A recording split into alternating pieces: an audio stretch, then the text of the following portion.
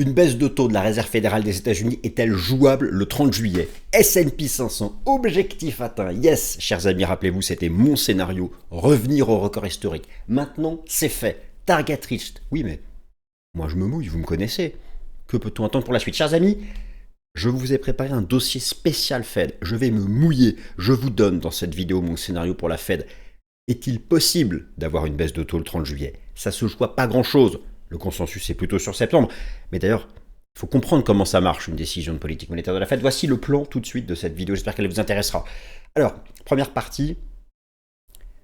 Que décide vraiment Powell? Non mais c'est vrai, on parle de Jérôme Powell. Quel est son pouvoir exact? Quel est son véritable pouvoir? A-t-il un veto, par exemple, au sein du FOMC? Non, parce qu'au sein du FOMC, le comité de politique monétaire de la Fed, il y a des membres qui sont pro-Trump, qui ont été nommés par Trump, qui veulent une baisse de taux en juillet. Deuxième partie, FOMC, ce comité qui décide de la politique monétaire de la Fed. Quel est le rapport de force actuel?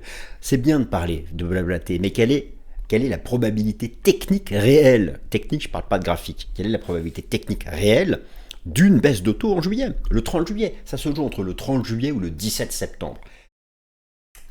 Quel est le rapport de force? Qui peut voter? Qui peut basculer? Qui vote d'ailleurs? Qui a le pouvoir? Vous allez voir que Jérôme, il n'a pas le pouvoir en fait. Il n'est qu'un membre parmi les autres. Il n'a qu'une voix. Comment ça fonctionne? Dans cette vidéo, je commence par vous expliquer ça. Ça va être un peu éducatif entre guillemets. Comment ça fonctionne concrètement au sein de la Fed. Troisième partie, vous avez vu les chiffres de l'inflation vendredi. Vous les avez vus. Est-ce que Jérôme Powell a raison de s'inquiéter? N'en fait-il pas trop? D'ailleurs, quel avait été l'impact de la première guerre commerciale? Toutes les estimations disent que là, les tarifs douaniers, imaginons que ce soit 10% pour tout le monde, ça fera plus 0,2, plus 0,3. Ça nous maintient un peu au-dessus de la cible de la Fed. A-t-il raison? Et toutes les autres composantes? Et le pétrole qui est retombé au sud?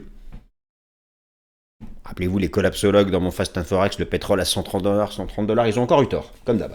Bon, et on les aime bien les collapsologues, grâce à eux, on fait ce qu'ils pensent, on fait l'inverse de ce qu'ils pensent, on a raison. Alors, quatrième partie, 30 juillet ou 17 septembre. D'abord, je vous aurais expliqué comment techniquement le FOMC marche. Maintenant, quels sont les baromètres de marché? Qu'est-ce qui va nous permettre de savoir? 30 juillet ou 17 septembre? Et si on n'a pas de 30 juillet, est-ce qu'on a un jumbo Fed Cut en septembre? Bon. Cinquième partie, le S&P 500, il a son record historique. Nasdaq, record historique. Objectif atteint, rappelez-vous, c'était ma cible pour cette année.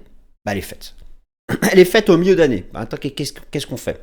On prend ses bénéfices, on sort, ou une petite conso court terme, ça passe, ou ça... Bon, il faut que je m'exprime sur le sujet. Et puis, le marché n'ira pas plus haut sans un pivot de la Fed. Il n'ira pas durablement plus haut, ne parviendra pas à passer sans la Fed. D'accord? Donc c'est important. Sixième partie, cette semaine, attention. Jour fête nationale aux États-Unis, vendredi 4 juillet. Donc, le rapport NFP est avancé au jeudi 3 juillet. Et, chers amis, la seule explication possible d'une baisse de taux de la Fed, sauf fait exceptionnel pour le 30 juillet prochain, c'est une hausse du taux de chômage ce jeudi 3 juillet. Donc, c'est le temps fort fondamental de la semaine. Dossier spécial Fed S&P 500 en point inflation. Aspect technique du fonctionnement de la Fed. Bienvenue à la nouvelle édition du Top Gun.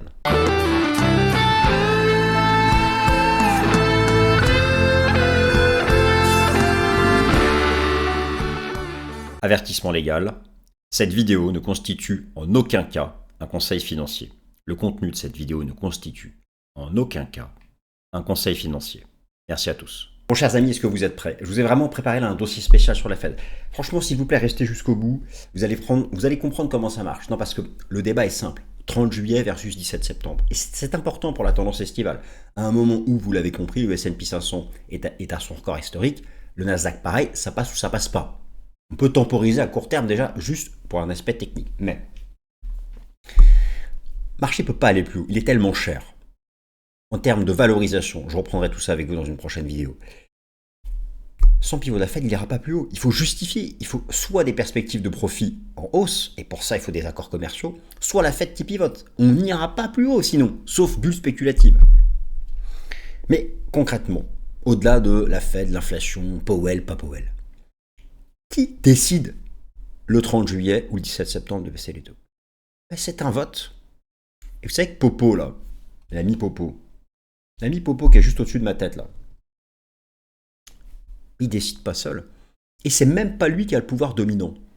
il peut être pris à revers par la majorité. Vous savez que Donald Trump est en train de progressivement modifier les membres du FOMC, ce comité de politique monétaire. Ils ont chacun une voix. Ils sont 12, ils ont une voix.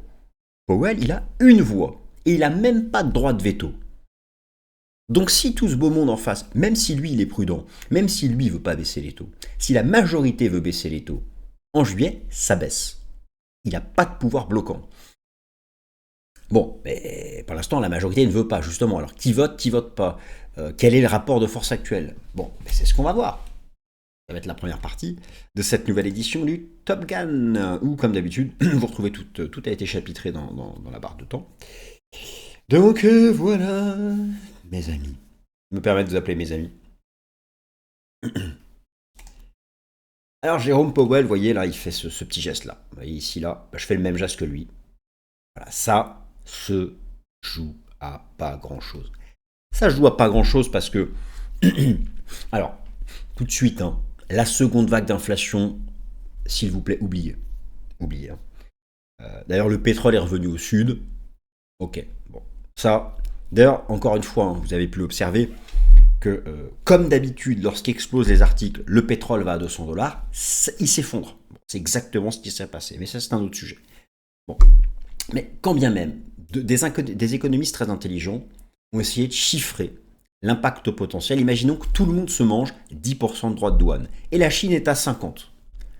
Tout le monde se mange 10%, hors accords commerciaux. D'ailleurs, la date limite, c'est le 9 juillet, mais c'est possible qu'elle soit prolongée. Mais imaginons, ces économistes très intelligents nous disent que ça rajoute 0,3-0,4 au PCE, l'indice d'inflation favori de la Fed. Vous l'avez vu vendredi. Vous ajoutez 0,3-0,4, on est au-dessus de la cible. Donc c'est compliqué. Mais en même temps, ces 0,3-0,4, c'est provisoire. Derrière, une fois les droits de douane passés, et une fois si les entreprises décident de répercuter sur le consommateur, ça se retasse. Donc tout ça joue en fait, tout ça. Et puis il y a le marché du travail. Ça se tend un peu, vous avez vu, cette semaine, vous avez toutes les statistiques de l'emploi qui sont publiées, ça se tend du côté des inscriptions hebdomadaires au chômage. Bon, alors, le programme est donc sous vos yeux, je vous ai donné le plan tout à l'heure, à l'oral. Donc toutes ces parties, vous voyez qu'il y aura aussi une grosse partie S&P 500. On va commencer par une grosse partie technique sur le fonctionnement du FOMC, etc. etc. Je vous donne des baromètres de marché. Enfin voilà, j'espère que là, je vous ai préparé quelque chose de complet. Donc voilà, moi j'espère que tout ça, ça vous plaît. Alors, baisse de taux, quelles sont les anticipations actuelles et quelle est l'influence réelle? Quelle est l'influence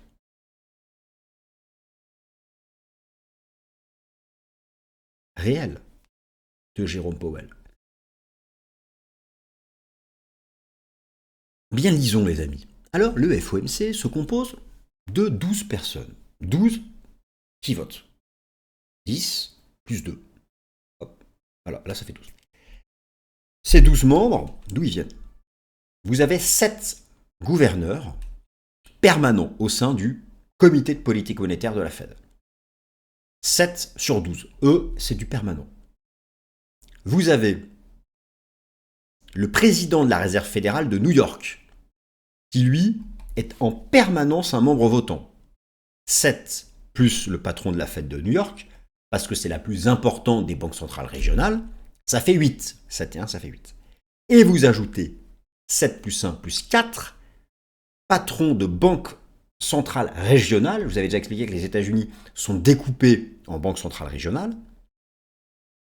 Il y en a 11, et avec une rotation, chaise musicale, 4 à chaque fois sur 11 votes. Donc, 7 permanents, plus le patron de la Fed de New York, plus 4 en rotation, ça fait 12. Vous avez ici à droite les membres votants actuels. À la question de savoir, c'est juste une première question technique. À la question de savoir, peut-on avoir une baisse de taux? Alors d'ailleurs, commençons par le commencement. Le consensus actuellement n'est pas du tout favorable à une baisse de taux en septembre, en juillet. Quand j'enregistre cette vidéo, vous avez une probabilité de 24% que la Fed baisse ses taux le 30 juillet et une probabilité de 69% qu'elle les baisse le 17 septembre. C'est-à-dire plus de 3 chances sur 4 qu'elle ne les baisse pas le 30 juillet. C'est vrai que franchement, pour qu'elle les baisse le 30 juillet, il faut vraiment des signaux négatifs du côté du marché du travail. Je ne vois pas d'autre explication. Si la Fed doit baisser ses taux le 30 juillet, C'est une inquiétude significative quant au marché du travail. Mais ces 24% là, il y a quelques jours, c'était quasiment zéro. Donc ça change, ça évolue. Et cette semaine, c'est l'emploi. Mais effectivement, et si j'agrège les anticipations du marché avec ce que pensent les fameux 12 membres votants du FOMC qui sont régulièrement sondés, qui expriment publiquement leur point de vue, c'est enregistré, c'est officiel. Si vous additionnez les anticipations du marché avec ce beau monde, donc actuellement les 12 membres votants du FOMC, c'est M. Powell, M. Williams de la Fed de New York, qui est permanent, M. Barr, Mme Bowman, Mme Cook, M. Jefferson, Mme Kugler, M. Waller, Mme Collins, M. Goldsby, M. Musalem et M. Schmidt. Donc au passage, vous avez ici les informations de savoir est-ce qu'ils sont proches de Trump ou pas. En gros, les trois proches de Trump, c'est Michelle Bowman, qui est vice-présidente de la Fed pour la supervision. Elle a été nommée par Trump, logiquement. Et elle veut une baisse d'auto dès juillet. Vous avez Christopher Waller, nommé par Trump, qui veut une baisse d'auto dès juillet. Vous avez Austan Goldsby, qui n'a pas été nommé par Trump, mais qui veut une baisse d'auto en juillet. Donc actuellement, Powell, lui, il freine. C'est d'ailleurs parmi les modérés, puisque soit c'est hawkish, soit c'est modéré, c'est-à-dire statu quo, soit c'est dovish, c'est baisse d'auto. Tout est expliqué là. Dovish, modéré, hawkish. Powell, lui, tout le monde a compris, malgré la pression de Trump, il bascule plutôt du côté des modérés statu quo. Et c'est le plus prudent parmi eux, d'accord ? Donc, au stade actuel, sur les 12 membres votants du FOMC, vous en avez 3 qui veulent une baisse de taux en juillet. Sur ces 3, 2 ont été nommés par Trump, c'est donc logique, et 1 n'a pas été nommé par Trump, mais pense qu'il faut baisser les taux. Ça va se jouer, il faut une majorité pour une baisse de taux.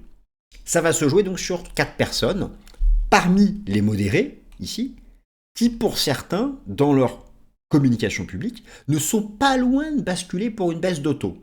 En particulier, s'il y a des mauvais chiffres du chômage. Et donc cette semaine, vous avez la mise à jour de tous les chiffres du chômage, et notamment le rapport NFP, mis à jour, ce jeudi 3 juillet, parce qu'attention, vendredi 4 juillet, c'est la fête nationale aux États-Unis, donc il n'y a pas de statistiques, et tout est avancé au jeudi 3 juillet. Et alors récemment, vous avez beaucoup de communications, notamment de Michelle Bowman, Madame Bowman,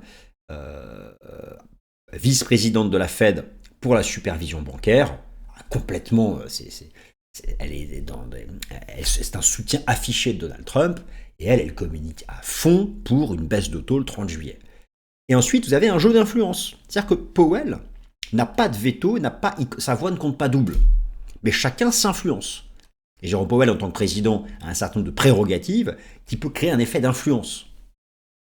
Donc il faut bien comprendre que tout ce beau monde essaye aussi de s'influencer les uns les autres. Donc voilà, concrètement, ça marche comme ça. C'est pas juste Jérôme qui décide. Heureusement que c'est une décision collégiale, sinon ce serait compliqué de confier toutes ces décisions à une seule personne. Donc est-ce qu'une baisse de taux est possible en juillet ? Ça va se jouer en fonction là, de quelques modérés.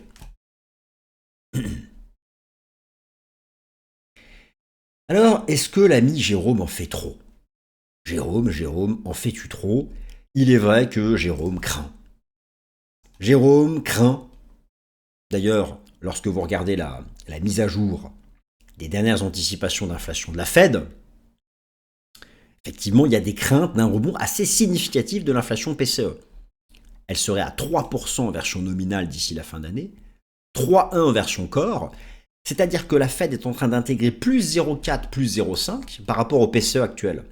La Fed est en train d'intégrer plus 0,3, plus 0,4 en lien avec ce que serait l'impact des tarifs douaniers. Dans la mesure où tout le monde se mangerait 10% et 50 ou 60 pour la Chine. Sachant que nous ne connaissons actuellement pas ces chiffres, puisque la diplomatie commerciale est en cours. La date limite est au 9 juillet, mais elle sera peut-être encore reportée, cette date limite. Elle sera peut-être encore reportée. Mais Jérôme en fait-il trop ? Alors, pour répondre à cette question, il faut être factuel. l'indice d'inflation favori de la Fed, c'est le PCE. Y a-t-il dans le PCE de quoi s'inquiéter? Raisonnons juste, regardons les choses d'un point de vue mathématique entre guillemets. Mais oui, comment ça marche? Vous avez ici un tableau qui vous donne le poids respectif des différentes catégories pour le CPI et pour le PCE. Le PCE étant un indice favori de la Fed. Alors, première information, quasiment 67% du calcul du PCE, quasiment 67% du calcul du PCE, ce sont des services. Or, les services ne sont pas concernés directement par les tarifs douaniers. C'est essentiellement les biens industriels, les matières premières. Les services peuvent l'être indirectement, notamment par exemple l'industrie automobile. C'est vrai que s'il y a une forte hausse du prix des automobiles, on sait que ça peut avoir un impact à moyen terme sur les assurances, mais pas directement. Et pour l'instant, le prix des automobiles reste complètement sous contrôle. Et bien sûr que oui, les négociations finales, notamment avec le Canada, le Mexique et l'Union européenne, vont jouer un rôle majeur, sans oublier la Chine. Mais déjà, première chose. Alors, ce que disent les économistes, je vous l'expliquais tout à l'heure, il faut, en partant du principe que tout le monde se mange un 10%, et que la Chine se mange 4 fois plus, 5 fois plus, vous ajoutez 0,3 au PCE Core. Donc si vous ajoutez 0,3 au PCE Core, prenez sa valeur mise à jour vendredi dernier, effectivement, on s'installe assez au-dessus de la cible de la Fed. On n'est pas en seconde vague d'inflation, et on se maintient au niveau auquel on est en fait depuis déjà quelques mois, à un niveau un poil trop élevé pour vraiment pivoter. Sauf, alors quand je dis pivoter, c'est reprendre la baisse du taux d'intérêt des fonds fédéraux qui est en pause depuis janvier. Ça, c'est une première chose. Maintenant, mais regardons les autres composantes. Déjà, une première composante importante, le pétrole. J'ai pu vous expliquer dans le Fast and Forex de la semaine dernière que le poids direct et indirect du pétrole, c'était 10 à 11% dans le calcul du PCE. Que s'est-il passé? Que s'est-il passé avec le pétrole? Ça, je suis vraiment content, parce que c'est une résistance. J'avais enregistré avant l'annonce du cessez-le-feu. Et je vous ai montré ça, avant l'annonce du cessez-le-feu, qu'il y avait cette énorme résistance sur le pétrole. Bien sûr, c'est pas la résistance qui a fait baisser le prix. C'est parce qu'il y a eu un apaisement au Moyen-Orient. Mais, peu importe. Il s'avère que cette résistance technique nous disait qu'il n'y avait pas d'alerte sur le prix du pétrole. Et donc, retour à la case départ. Le prix du pétrole fin juin est à 65 $. Fin juin 2024, il était à 80. Vous avez encore un delta négatif. Donc, est-ce qu'on s'inquiète pour le pétrole? Non. Maintenant, regardez bien le poids des composantes. L'immobilier, 42% du CPI, 23% du PCE. La santé, 17%, quasiment 18% du PCE. Donc vous prenez l'immobilier, vous prenez la santé, vous arrivez à plus de 40% du PCE. Immobilier santé, 40% du PCE. L'immobilier se contrefiche de la guerre commerciale. Il a ses propres dynamiques. La santé, un peu moins, mais quasiment, se contrefout de la guerre commerciale. Or, actuellement, ce que montrent les indicateurs avancés est temps réel. Pour la santé, RAS, on est posé tout en bas à 2%, ça bouge plus. Pour l'immobilier, ça continue de baisser, avec un taux d'inflation des nouveaux loyers qui est négatif et un taux d'inflation temps réel qui est à 3,18. Et là, vous avez l'inflation officielle qui tend vers l'inflation temps réel. Donc, vous avez des forces désinflationnistes puissantes. Mais quand même, il faut l'admettre. Ce que seront les tarifs douaniers dans leur version finale, auront un impact sur le PCE, mais ne sont pas en mesure de créer une seconde vague d'inflation.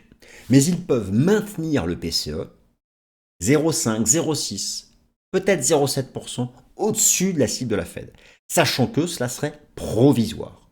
Reste à savoir si la Fed intègre le côté provisoire et va donc rebaisser ses taux en sachant que de toute façon on ira à sa cible, ou reste à savoir si la Fed va dire « Ok, c'est provisoire, mais on veut voir la reprise de la baisse du taux d'inflation. » Et là, on fait rien, on attend. Quand je dis la Fed, ce sont les 12 personnes dont je vous ai parlé tout à l'heure. Donc, tout va... Et c'est pourquoi, vous savez, il y a ce qu'on appelle des Fed Watchers. Les Fed Watchers décortiquent tous les jours les prises de parole de ces 12 membres. Et en fonction de l'évolution des mots qu'ils choisissent, vous avez des algorithmes qui arrivent à anticiper ce que fera la Fed en fonction de l'évolution de la communication de ces 12 membres votants. Vous voyez en fait à quoi ça se joue. C'est ça qui est fou. Et là, on est vraiment dans le côté purement humain. Interprétation de la communication de ces 12 membres votants. Donc au stade actuel, effectivement, vous n'avez que 3 sur 12 qui est en faveur d'une baisse de taux le 30 juillet. Voilà, c'est effectivement donc c'est en tout cas la situation à fin juin. Alors, 30 juillet ou 17 septembre? Je vais faire mon youtubeur là et dites-moi dans les... Moi-même, je déteste entendre ça dans les vidéos que je regarde sur différents sujets. Dites-moi dans les commentaires, vous êtes plutôt 30 juillet ou 17 septembre? Bon, moi je vais vous montrer un baromètre pour ça. Le meilleur baromètre de marché pour anticiper ce que fera la Fed, c'est le taux obligataire à 2 ans. Il est acquis, il est admis par la haute finance que le taux obligataire à 2 ans est le meilleur baromètre de marché pour anticiper ce que fera la Fed. Et petit à petit se met en place un renversement. Mais il n'y a pas de signal baissier tant que ce niveau des 3,55 fait support. Vous voyez très bien que c'est la ligne de coup d'une potentielle structure en formation arrondie de sommet ou rounding top. Et quand je passe en données journalières, eh bien, vous pouvez observer la moyenne mobile à 200 jours et le rendement obligataire à 2 ans qui s'est maintenu sous la moyenne mobile à 200 jours. Mais un vrai signal bearish serait de casser ce niveau. 3,55. Donc, là, ce que nous dit le rendement obligataire à 2 ans américain, c'est qu'effectivement, petit à petit, augmente la probabilité, ça rend quasiment la certain, en fait, tant qu'on est sous la moyenne mobile à 200 jours, c'est quasiment certain qu'on ait une baisse de taux en septembre. Mais comment savoir, à partir du rendement obligataire à 2 ans, si on peut avoir une baisse de taux en juillet? Pour ça, il faudrait revenir sur ce support. Et alors si ça casse, c'est certain qu'on l'a en juillet. Vous comprenez ce que je veux dire? En tout cas, pour le moment, le taux obligataire à 2 ans nous l'a garantit quasiment pour septembre.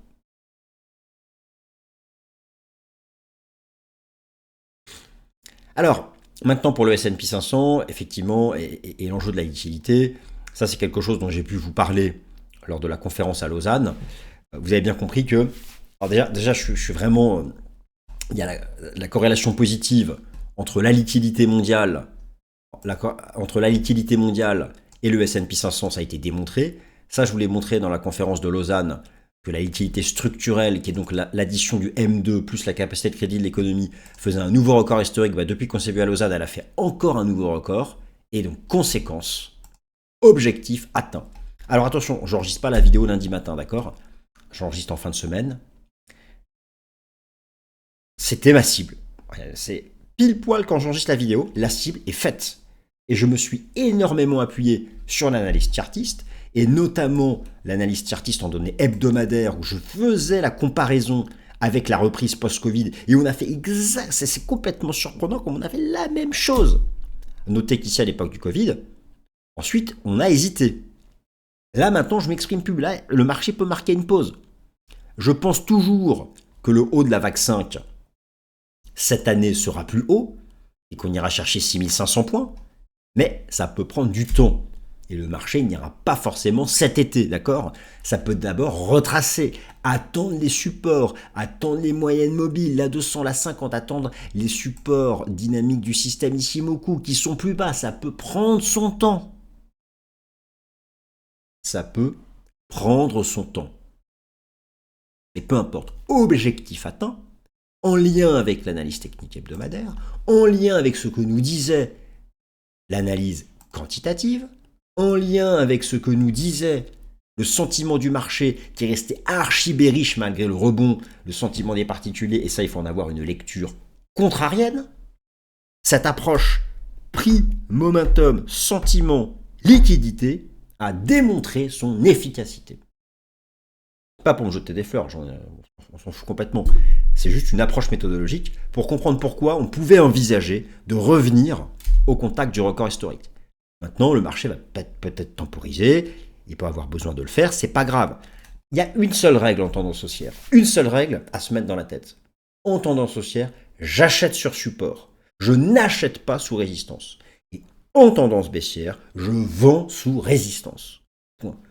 Donc en tendance haussière, comme là nous sommes en tendance haussière, si je veux rentrer, j'achète sur support. Et donc les premiers supports en données journalières pour le S&P 500. En weekly, première grosse zone support, c'est la zone des 5008-5009, hein, la vraie première tangible. Donc là, le marché peut avoir besoin de respirer un peu, hein, ce qui serait pas illogique d'ailleurs. En tout cas, tout l'enjeu donc pour le choix que fera la Fed, c'est bien sûr la liquidité structurelle, directement impactée par les choix monétaires de la Fed et aussi l'évolution de son bilan. C'est-à-dire que le 30 juillet prochain, si la Fed baisse pas ses taux, elle peut continuer d'ajuster son quantitative tightening, voire peut-être le réduire à zéro. Ça reste à voir. Elle ne l'a pas fait. Elle ne l'a pas fait le 18 juin dernier. Le temps fort fondamental de la semaine, l'emploi. Attention cette semaine, fête nationale aux États-Unis le vendredi 4 juillet. Donc tous les chiffres du vendredi 4 juillet sont avancés au jeudi 3 juillet. La seule raison qui ferait que la Fed, la seule raison qui ferait basculer une majorité des 12 membres votants en faveur d'une baisse de taux en juillet, c'est l'emploi. C'est un tic à la hausse inquiétant du taux de chômage. Et effectivement, lorsqu'on regarde certains indicateurs avancés comme les inscriptions hebdomadaires initiales au chômage ou comme vous avez sous les yeux les inscriptions hebdomadaires continues, ça commence à sentir un peu le rochi. Certaines entreprises ont probablement été mises à mal par la guerre commerciale. Si cela devait se voir cette semaine au sein du taux de chômage, vous observeriez alors une augmentation significative de la probabilité d'une baisse de taux de la Fed le 30 juillet prochain. Donc, la clé, c'est l'emploi. Voilà, chers amis, ainsi s'achève cette nouvelle édition du Top Gun. J'espère qu'elle vous a apporté des éléments intéressants. Et quant à moi, je vous remercie de m'avoir écouté. Passez un bon début de semaine.